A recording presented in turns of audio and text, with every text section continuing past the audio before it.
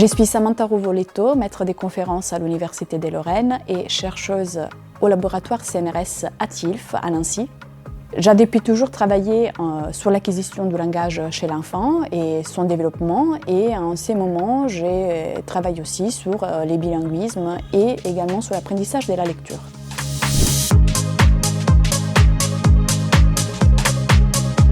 Il est très difficile de définir les bilinguismes parce que c'est quelque chose qui change avec les temps. Être bilingue, ça veut dire avoir deux langues. Qu'est-ce que ça veut dire avoir deux langues? Ça veut dire comprendre deux langues, ça veut dire peut-être produire dans deux langues, ça veut dire maîtriser deux systèmes et vivre deux cultures différentes.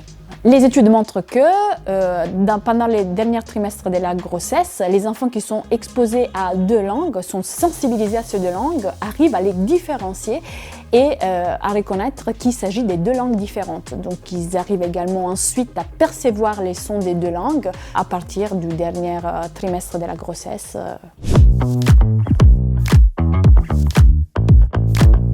L'exposition précoce aux deux langues, c'est une des choses qui peut garantir d'avoir un enfant bilingue. Pourquoi? Parce qu'il est très important de donner à l'enfant des données. Pendant les 3 premières années de vie de l'enfant, son cerveau se développe de façon conséquente. Plein de connexions entre neurones se font et il y a plein d'apprentissages qui se mettent en place. Si vous pensez à votre enfant, de 0 à 3 ans, il va apprendre à se tenir debout, à marcher, à manipuler des objets et il va aussi apprendre à parler. Alors, si on donne à ces enfants des données linguistiques dans deux langues, il va les étudier, les manipuler, son cerveau va former des connexions et il va apprendre deux langues de façon simultanée et sans aucun effort. C'est ça qui fait la différence entre un enfant qui apprend à parler deux langues de 0 à 3 ans et un adulte qui apprend des langues à un âge plus avancé. Plusieurs études montrent que les enfants bilingues ont certaines fonctions cognitives plus développées que les autres.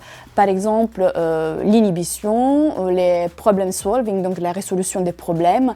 Et également, il y a des études qui montrent qu'il peut y avoir aussi des facilités dans la mémorisation et dans le développement de l'attention. Les études montrent que les enfants bilingues ont certaines fonctions cognitives plus développées que les enfants monolingues.